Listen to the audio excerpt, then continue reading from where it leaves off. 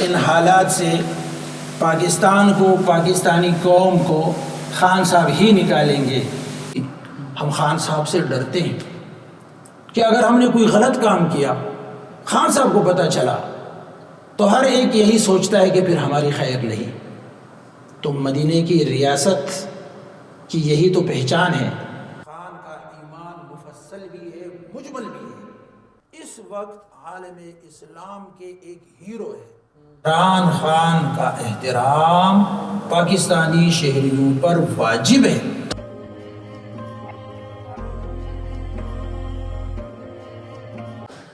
بسم اللہ الرحمن الرحیم۔ پروگرام ہے عوام کی بات، اور آج ہمارے ساتھ عوام کی بات کرنے کے لیے تشریف فرما ہے شیخ الحدیث مولانا ضیاء الدین صاحب، جو پاکستان تحریک انصاف کے سابق ڈپٹی سیکریٹری برائے مذہبی امور سندھ ہیں۔ ہم آپ کے بہت شکر گزار ہیں کہ آپ اس پروگرام میں تشریف لائے۔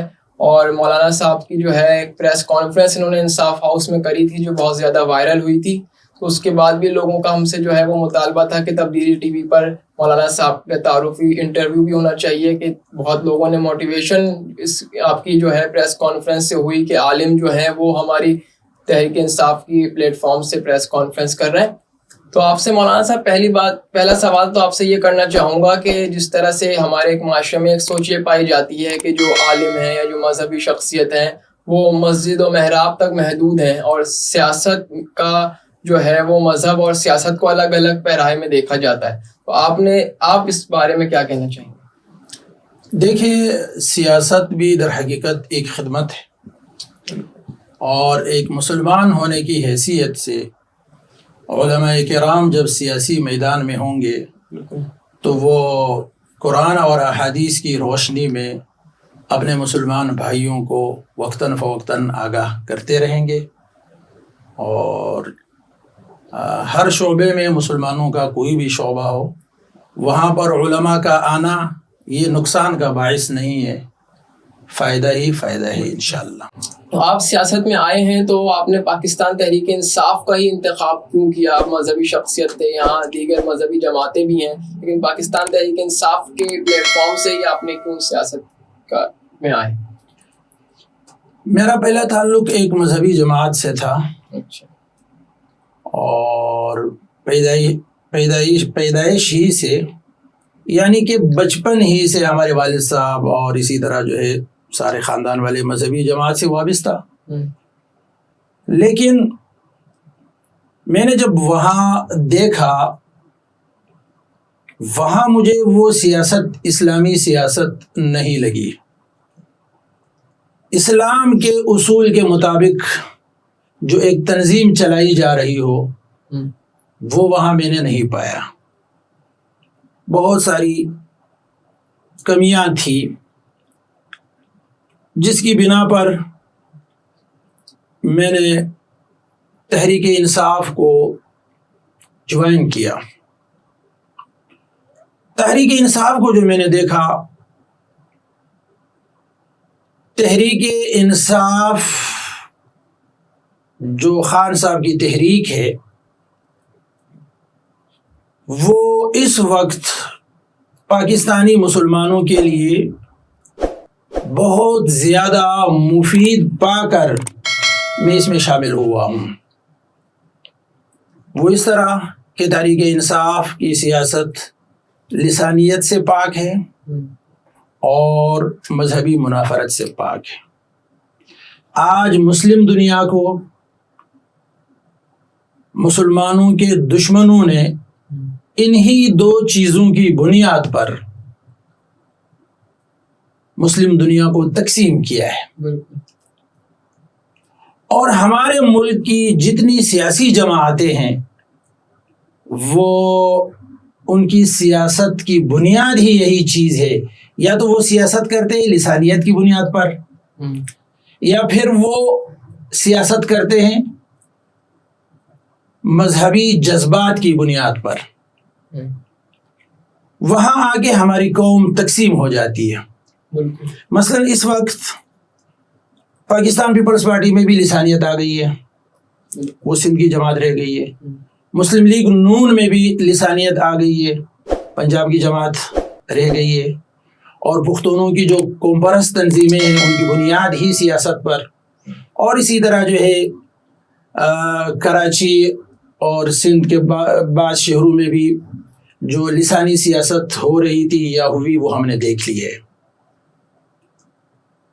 حتیٰ کہ جمعیت علماء اسلام کا جو میں رکن تھا وہ بھی میں نے ایک لسانی جماعت پائی کہ وہ بھی نام تو اسلامی سیاست کا ہے مگر وہ بھی لسانی جماعت۔ وہ اس طرح کہ پنجاب پاکستان کا کتنا بڑا صوبہ ہے، سب سے بڑا ہے آبادی کے لحاظ سے، وہاں ان کو ایک سیٹ نہیں ملتی۔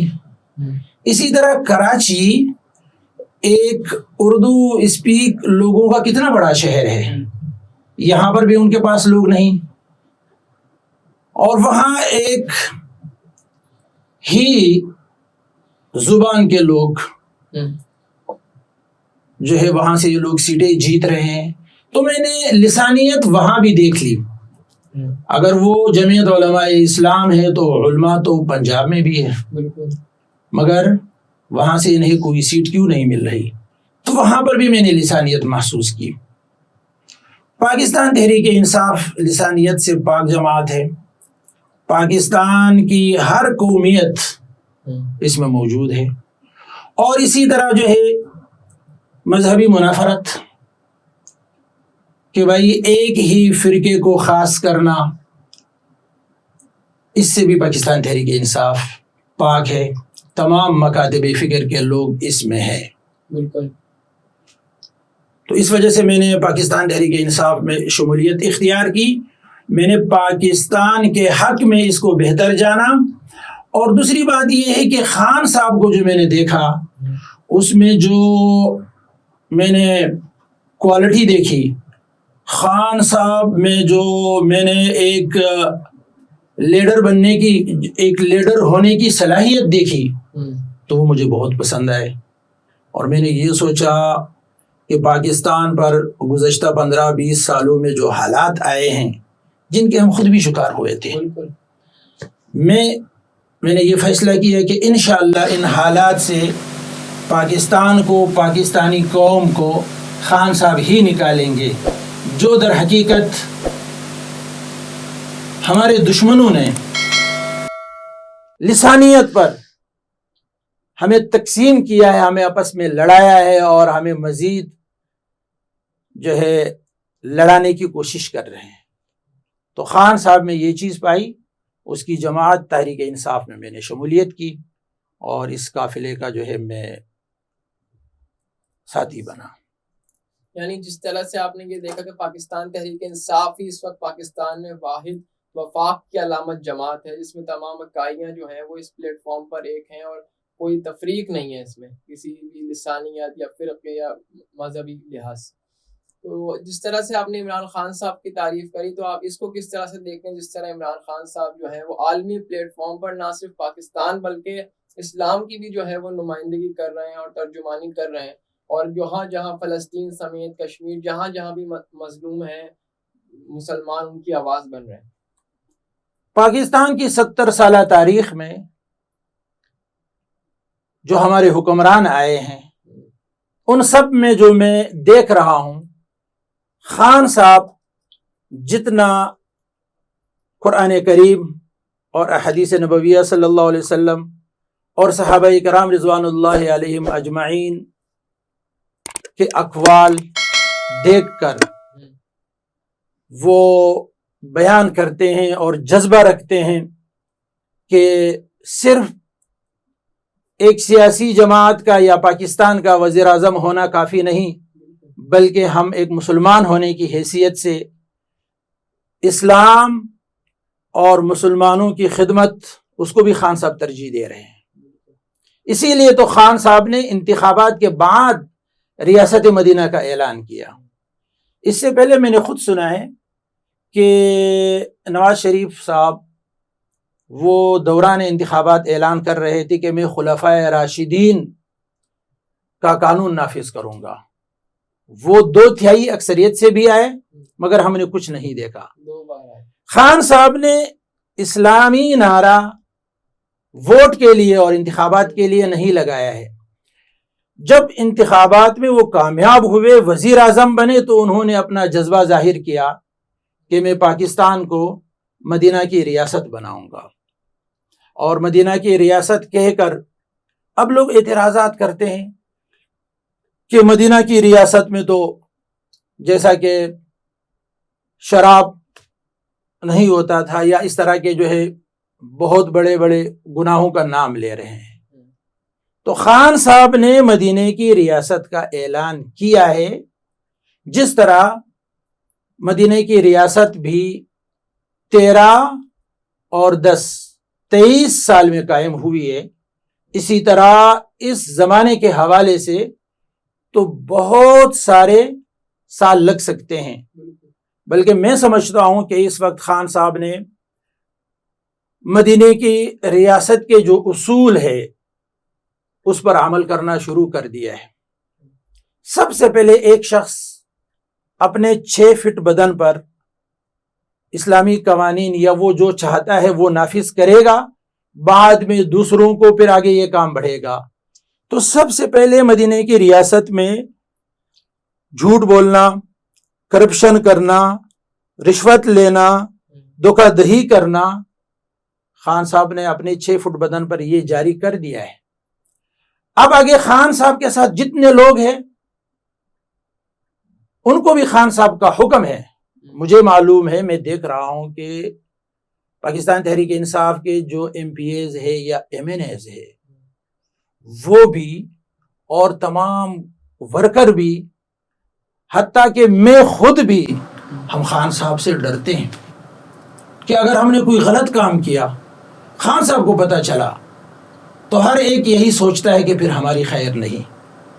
تو مدینہ کی ریاست کی یہی تو پہچان ہے. میں آپ کو ایک اور بھی مثال دوں گا. مدینہ کی ریاست میں خان صاحب نے احساس پروگرام شروع کرایا ہے، جو کہ ہمارے ایریا PS 99 میں بھی آفس اس کا قائم ہے. ہمارے ایم پی حلیم عادل شیخ صاحب ہی نے کوشش کی یہ آفس یہاں لے آئے.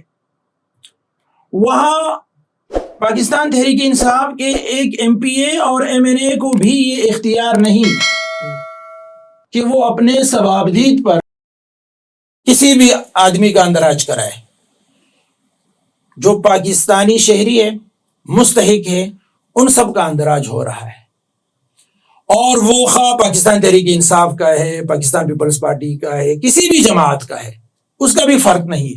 تو مدینہ کی ریاست یہی ہوئی کہ تمام شہریوں کو برابری کے ساتھ حقوق دیے گئے، بغیر کسی سفارش کے اور بغیر کسی تفریق کے. جبکہ اس سے پہلے ہمارا طریقہ کار پارٹیوں کا یہی تھا کہ جو ان کے پارٹی کے اپنے لوگ ہوتے تھے یہ ان میں تقسیم کیا کرتے تھے. تو یہ ریاست مدینہ کی ایک بہت بڑی مثال ہے جو میں خود دیکھ چکا ہوں. انشاءاللہ اسی طرح احساس پروگرام کی طرح دیگر بھی تمام جو ادارے ہیں خان صاحب اسی نہج پہ لائیں گے انشاءاللہ. پناہ گاہیں بنائی جا رہی ہیں، جس طرح سے جو سڑک اور چوراہے پہ لوگ، جو غریب لوگ سوتے تھے، ان کو ایک اس سردیوں میں کم از کم ان کے لیے ایک جگہ ایسی تھی کہ جو سو سکیں، کھا سکیں، ان کو بھی عزت دی گئی ہے. یہ تو ہوا یہ کہ خان صاحب جب وزیر اعظم بنے انہوں نے کئی دفعہ کوشش کی کہ غریبوں تک وہ ریلیف غریبوں کو دے سکے. مگر آپ کو پتہ ہے کہ ہمارے اداروں میں 2 نمبر لوگ بھرے ہوئے ہیں. وہ اس وجہ سے کہ ایک شخص نے تعلیم حاصل کی کروڑوں میں، اور پھر اس نے نوکری خرید لی کروڑوں میں. اب اس نے 4-5 کروڑ جو لگائے ہیں اس نے تو ایک طرح سے انویسٹمنٹ کی ہے. وہ تو رشوت کو رشوت کہتا ہی نہیں ہے، وہ تو کمائے گا. اب جہاں خان صاحب کوئی بھی جو ہے غریبوں کے لیے پروگرام شروع کرتے ہیں یا سوچتے ہیں، ادھر سے یہ سارے لوگ رکاوٹ بن جاتے ہیں. اور وہ سب پاکستان پیپلز پارٹی کے ہیں، مسلم لیگ نون کے، اس سے گزشتہ جتنی بھی حکومتیں گزری ہیں ان کے لوگ ہیں. تو خان صاحب نے ایسا کیا، ایسا زبردست فیصلہ کیا کہ خان صاحب ڈائریکٹ غریبوں تک پہنچ جائے. چنانچہ انہوں نے ایسا کیا کہ پناہ گاہیں قائم کی کہ جہاں غریب اور مستحق لوگوں کو کھانا بھی ملے گا، رہائش بھی ملے گی۔ یہ وہ کوشش ہے کہ غریبوں تک یہ پہنچ جائے۔ باقی کسی بھی سسٹم میں آپ غریبوں کا لحاظ رکھیں، اوپر بیٹھے ہوئے لوگ وہ ہڑپ کر جاتے ہیں۔ جس طرح بے نظیر انکم سپورٹ پروگرام میں 4,500 تو گریڈ 19 سے لے کر گریڈ 22 تک کے افسران جو ہے وہ یہ پروگرام لیتے رہے۔ اس طرح سے آپ نے خان صاحب کی جو بتائی ہے کہ ان کی کارکردگی ہے، عالم اسلام کے لیے بھی خدمات ہیں، اور مذہب اور ملک میں بھی جو ہمارے جس طرح وہ ریاست مدینہ کے لیے جس طرح کام کر رہے ہیں ایک فلاحی ریاست بنانے کے لیے، لیکن ان کی شخصیت کو جس طرح سے ٹارگٹ کیا جاتا ہے اور ان کے اوپر اس طرح کے مختلف الزامات لگا کر ان کے لیے رکاوٹ پیدا کی جاتی ہے، اس کے حوالے سے کیا کہیں؟ اس حوالے سے میں خود پریشان ہوں کہ عام ماحول میں، عام لوگوں میں جو افواہیں گردش کر رہی ہے کہ ایک طرح سے جو ہے خان صاحب کے متعلق ان کی شخصیت کو نقصان پہنچانے کی کوشش جو ہو رہی ہے۔ مثلا ایک مرتبہ خان صاحب نے کہا کہ پہلے جو ہے میرا ایمان نہیں تھا، پھر اپنی مرشدہ سے ان کا ذکر کر کے کہ ان سے جب تعلقات بنے تو میرا ایمان جو ہے وہ مضبوط ہوا، میں ایمان والا ہوا۔ اب انہوں نے اس بات کو اتنا پروپیگنڈے کے طور پہ پیش کیا کہ دیکھیے خود کہہ رہے ہیں کہ پہلے میرا ایمان نہیں تھا، میرا ایمان نہیں تھا، میرا ایمان نہیں تھا، یعنی مقصد یہ تاثر دے رہے کہ جیسا کہ اللہ نہ کرے خان صاحب جو ہے خود کہہ رہے ہیں کہ بھائی میں تو کافر تھا، حالانکہ یہ قرآن کریم کی آیت ہے، یا ایھا الذین آمنوا آمنوا باللہ ورسولہ۔ اللہ تعالیٰ کا ارشاد ہے اے ایمان والو ایمان لے آؤ اللہ اور اللہ کے رسول پر۔ تو اے ایمان والو ایمان لے آؤ، اس کا کیا مقصد ہے؟ مفسرین فرماتے ہیں کہ اس کا مقصد یہ ہے کہ اے ایمان والو تمہارا ایمان برائے نام ہے، اے برائے نام ایمان والو صحیح ایمان لے آؤ۔ تو خان صاحب نے اسی آیت کا ترجمہ تو کیا ہے۔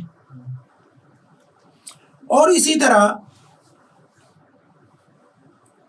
ایک اور موقع پر خان صاحب نے حلف کے دوران ایک لفظ خاتم النبیین، اس میں خان صاحب سے غلطی ہوئی۔ مذہبی مخالفین نے، خصوصاً ان میں مولانا فضل الرحمان بھی ہے، بار بار جو ہے عار دلا رہے کہ آپ تو خاتم النبیین نہیں کہہ سکتے تھے۔ حالانکہ میں آپ کو یہ بتا دوں کہ ہم چونکہ عجم ہیں، ہم عرب نہیں ہیں۔ ہمارے جو امام صاحب ہے امام ابو حنیفہ رحمہ اللہ تعالی، ان کا مسلک یہ ہے کہ اگر کوئی شخص مسلمان ہو جائے، انہیں عربی نہیں آ رہی ہو، ابھی نیا نیا مسلمان ہوا ہے، وہ فارسی میں بھی نماز پڑھ سکتا ہے۔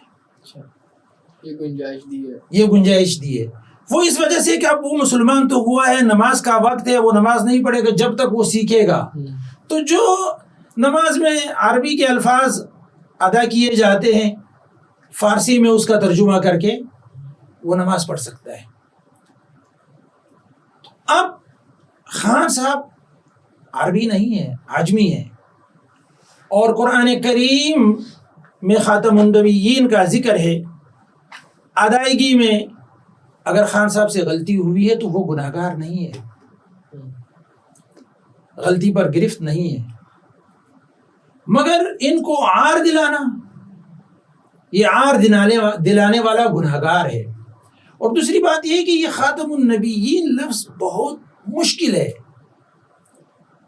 حروف علت عربی زبان میں، انگلش میں جسے واول کہتے ہیں، یہاں پر حرف علت، ایک حرف علت 3 ایک ساتھ جمع ہے، خاتم النبیین، اس کی ادائیگی مشکل ہے۔ تو مشکل ہونے کی وجہ سے اگر خان صاحب سے غلطی ہو بھی گئی ہے ایک مسلمان قرآن میں غلطی کرے اور دوسرے ان کو بار بار عار دلانا شروع کر دے. بلکہ ایک مولانا صاحب کو ایک پروگرام میں وہ اس لفظ کو نقل کر رہے ہیں، اس کا ایک مذاق اڑا رہے خان صاحب کا. تو مجھے بڑی حیرت ہوئی کہ آج ہم نے اسلامی مسائل کو کس حد تک پہنچایا ہے. کیا غلطیاں ہم علماء کرام سے نہیں ہوتی؟ غلطیاں تو ہم سے بھی ہوتی ہے، قرآن کریم ہی میں ہو جاتی ہے. تو عار دلانا یہ گناہ ہے. اور دوسری بات یہ ہے کہ خان صاحب نے طلاق دی بیوی کو، تو انہوں نے شور مچانا شروع کر دیا کہ بھائی دنیا میں اللہ تعالیٰ کو سب سے ناپسندیدہ عمل جو ہے وہ طلاق ہے. اللہ تعالیٰ کو سب سے ناپسندیدہ عمل طلاق. حالانکہ یہ حدیث شریف میں آیا ہے، یہ لوگ یہ کہتے رہے کہ احادیث میں آیا ہے کہ سب سے ناپسندیدہ عمل طلاق ہے. حالانکہ حدیث میں نبی کریم صلی اللہ علیہ وسلم کا ارشاد ہے ابغض المباحات عند اللہ الطلاق، جائز کاموں میں سے جو اللہ تعالیٰ کو ناپسندیدہ ہے وہ طلاق ہے. کیوں کہ جائز تو ہے لیکن پھر بھی ایک جوڑی ٹوٹ جاتی ہے، اللہ تعالیٰ کو ناپسندیدہ ہے. تو اب ان لوگوں نے کیا کیا، وہ جائز کا لفظ نکال دیا ہے. اب جب جائز کا لفظ نکالا، عام معاشرے میں سب سن رہے، لوگ ہمیں بھی کہتے رہے کہ اللہ تعالیٰ کو حدیث میں آیا کہ اللہ تعالیٰ کو سب سے ناپسندیدہ عمل جو ہے وہ طلاق ہے. تو عمران خان کی مخالفت میں احادیث کی غلط تشریح، یہ کیوں؟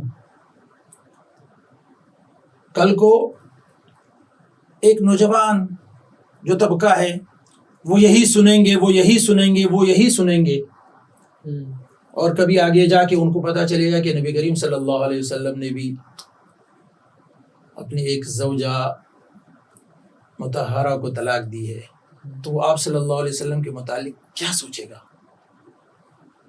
عمران خان کی مخالفت میں ہم احادیث کی غلط تشریح کریں، اسی کو میں ضروری سمجھتا ہوں کہ میں عوام کے سامنے بیان کروں کہ طلاق تو اللہ تعالیٰ نے قرآن کریم میں فرمایا الطلاق مرتان فامساک بمعروف او تسریح باحسان. اللہ تعالیٰ ہی نے یہ حکم بھیجا ہے. پھر اس کے بعد جو ہے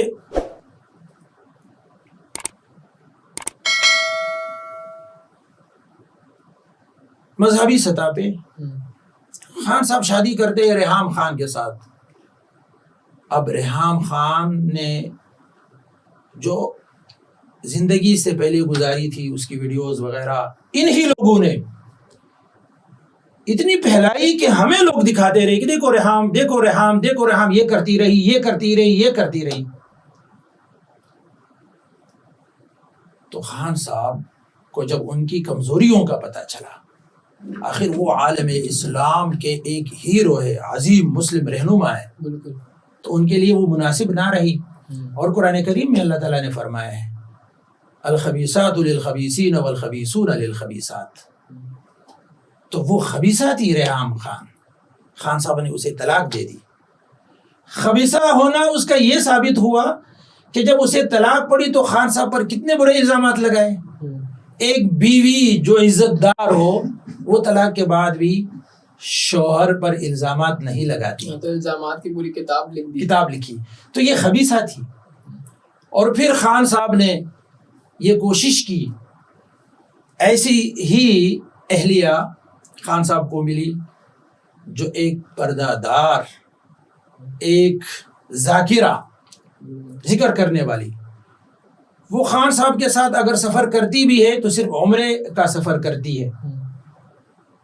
تو یہ بھی ایک عظیم مسلم رہنما کے لیے جو اہلیہ انہیں ملی وہ بھی پاک دامن.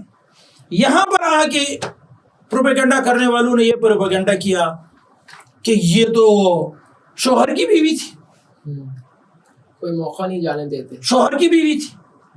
ایک عورت دو شوہر تو ہم نے دیکھے نہیں تھے. ایک عورت طرح طرح کے الزامات کئی مجالس میں ہم خود سنتے رہے.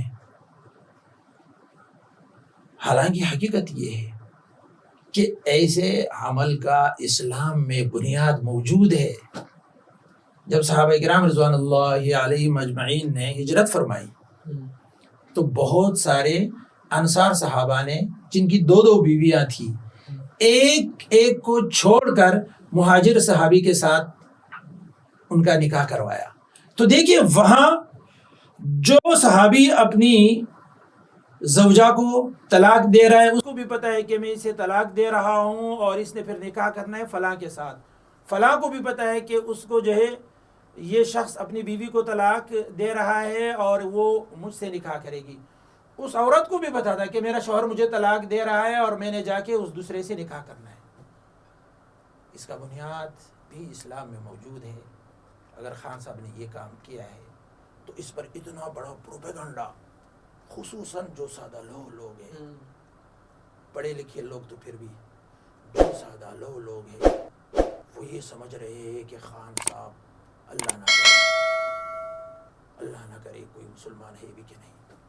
کیا یہ ظلم نہیں ہے؟ ایک مسلمان پر اتنے بڑے الزامات لگانا، اور پھر جب وہ اس وقت عالم اسلام کے ایک ہیرو ہے. عالم اسلام کے ہیرو اس وجہ سے ہے کہ خان صاحب پاکستان کے وزیر اعظم ہیں. پوری مسلم دنیا میں 58 مسلم ممالک میں پاکستان کو فوقیت حاصل ہے، نیوکلیئر پاور ہونے کے لحاظ سے، پاک فوج کے لحاظ سے، پاکستانی عوام کے لحاظ سے.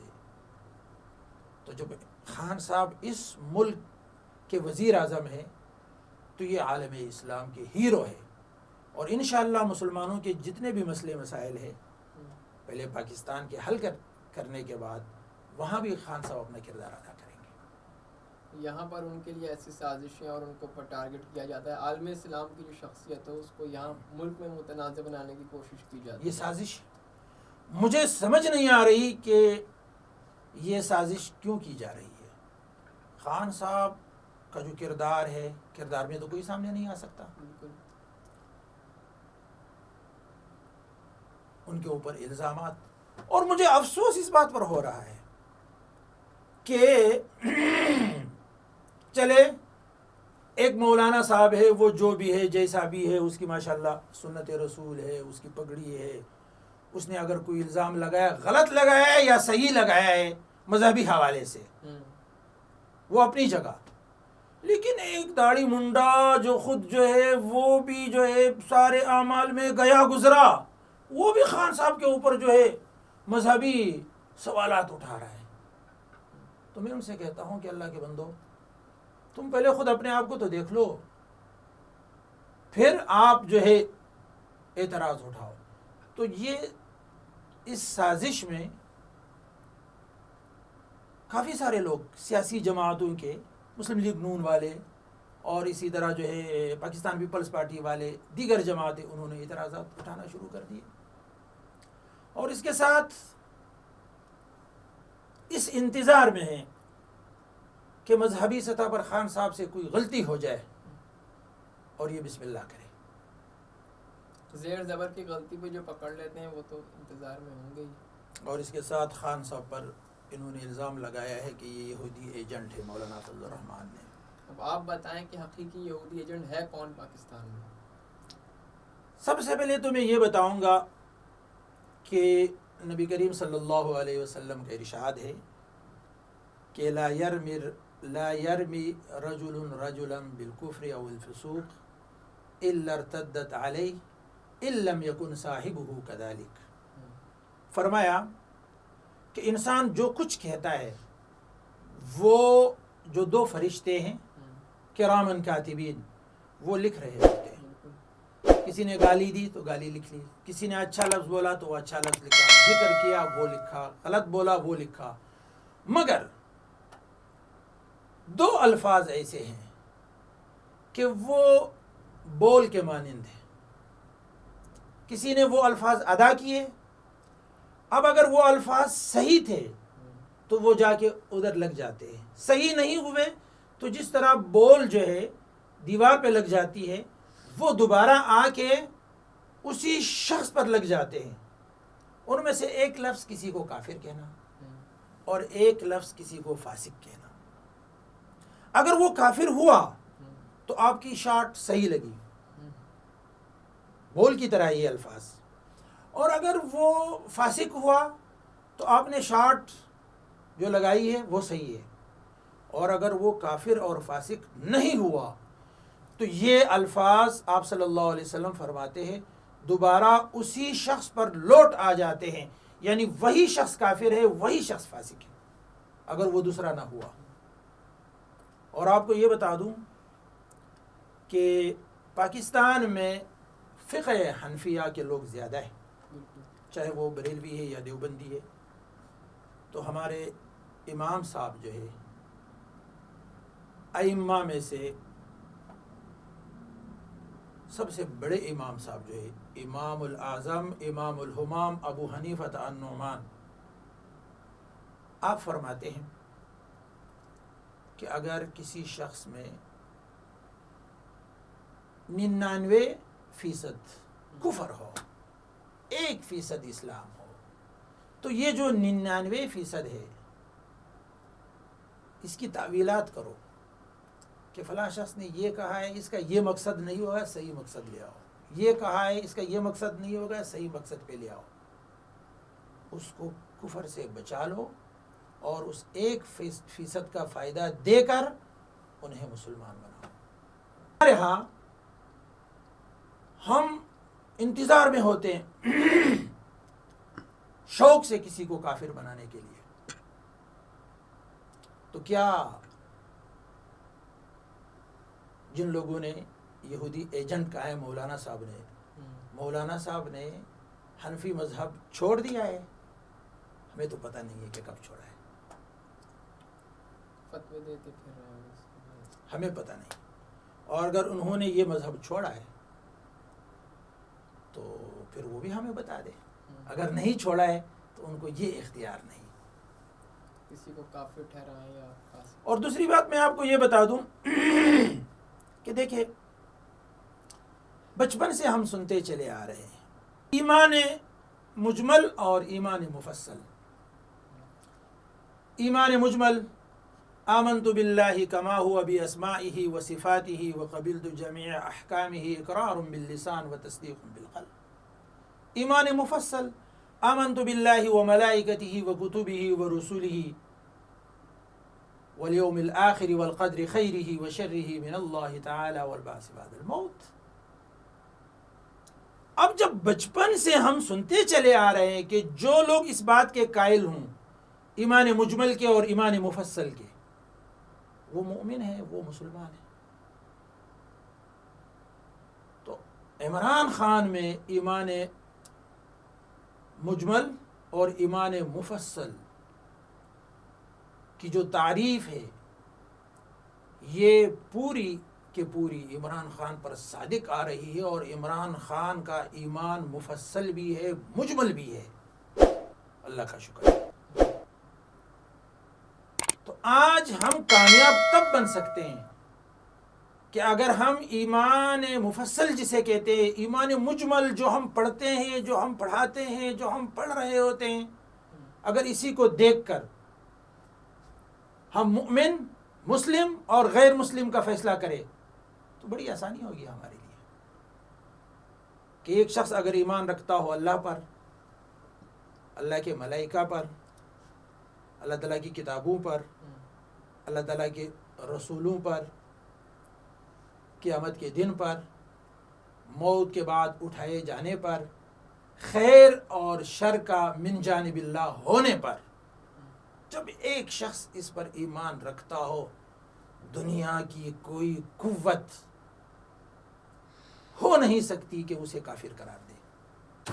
مولانا صاحب کیا وقت کے حکمران کے لیے جو ہے علماء تعریف کر سکتے ہیں؟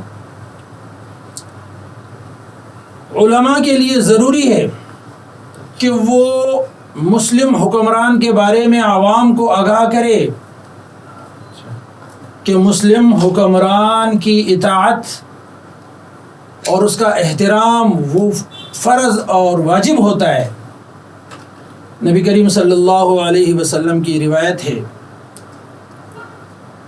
من اہان سلطان اللہ فی الارض اہانہ اللہ. اکثر علماء کرام جمعے کی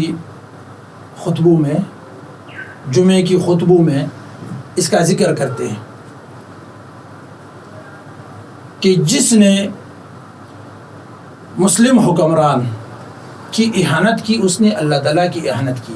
یہ آپ صلی اللہ علیہ وسلم کا ارشاد ہے. یہ ہوا یہ کہ ایک مرتبہ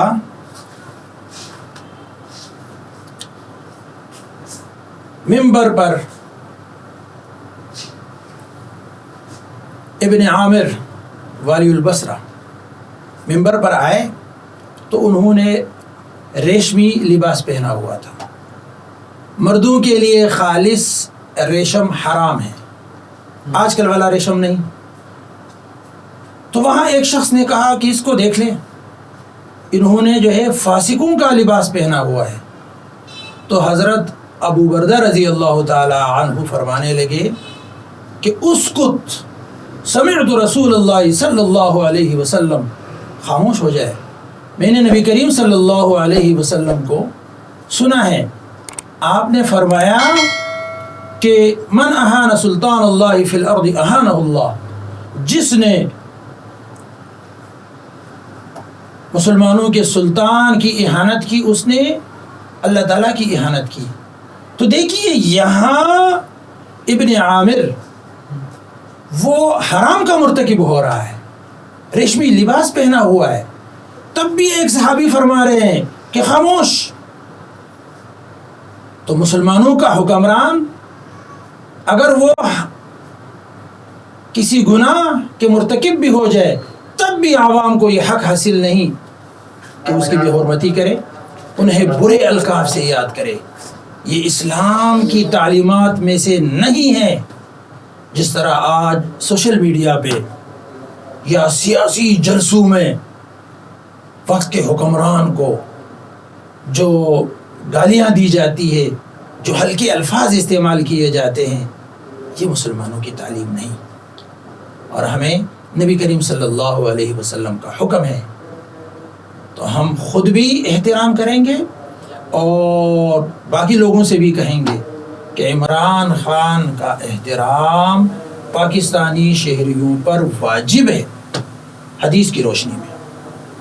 چلیں گے. آپ نے مولانا صاحب آپ نے کئی ہماری جو ہے نا یہ جس طرح سے آپ نے تمام چیزیں بیان کری ہیں اور کچھ سادہ لوگوں میں جو غلط فہمیاں ان لوگوں نے پیدا کی تھی وہ ہمیں امید ہے وہ دور ہو گئی ہوں گی عوام میں. اور آپ نے عوام کی بات کری ہے. یہ بتائیے کہ پاکستان تحریک انصاف میں جو ہے وہ علماء کی کتنی آگے اس میں رسپیکٹ دی جا رہی ہے اور علماء کا کیا یہاں پر آگے لایا جا رہا ہے اور کیا پلیٹ فارم بنایا جا رہا ہے علماء کے لیے؟ انشاءاللہ پاکستان تحریک انصاف میں علماء کافی تعداد میں ہیں، جن میں سے علماء دیوبند میں سے، علماء بریل میں سے، علماء اہل حدیث میں سے، علماء اہل تشیع میں سے.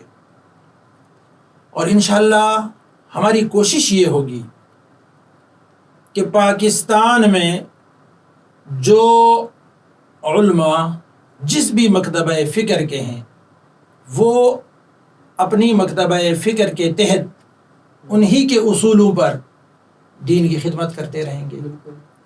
اور باہمی اتحاد اور اتفاق سے ہم ایک پاکستانی شہری ہونے کے لحاظ سے کوشش کریں گے کہ ہم پاکستان کو امن کا گہوارہ بنائیں، اور ہر مکتب فکر کے جو علماء کرام ہیں انہیں اختیار ہوگا کہ وہ اپنی مکتبہ فکر، اپنے عقیدے کو قرآن اور احادیث کی روشنی میں ثابت کرتے رہیں گے، اس لیے کہ ہم سب کا منبع اور بنیاد قرآن اور احادیث ہے.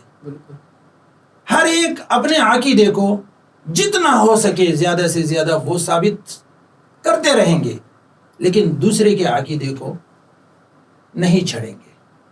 ان پر رد کرنا، تنقید کرنا، اس کی اجازت نہیں ہوگی.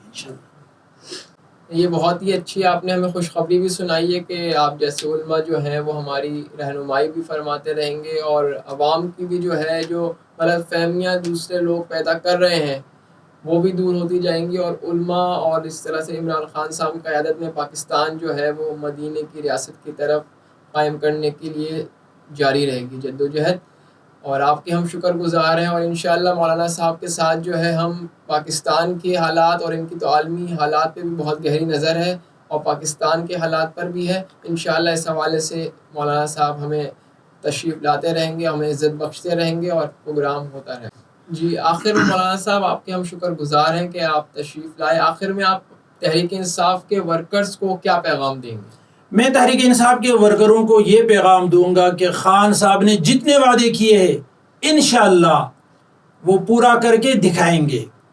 خان صاحب جو ہے وہ شاہین صفت انسان ہے، جس طرح شاہین کی تعریف میں علامہ اقبال رحمۃ اللہ علیہ نے فرمایا ہے، جھپٹنا پلٹنا پلٹ کر جھپٹنا لہو گرم رکھنے کا ہے ایک بہانہ۔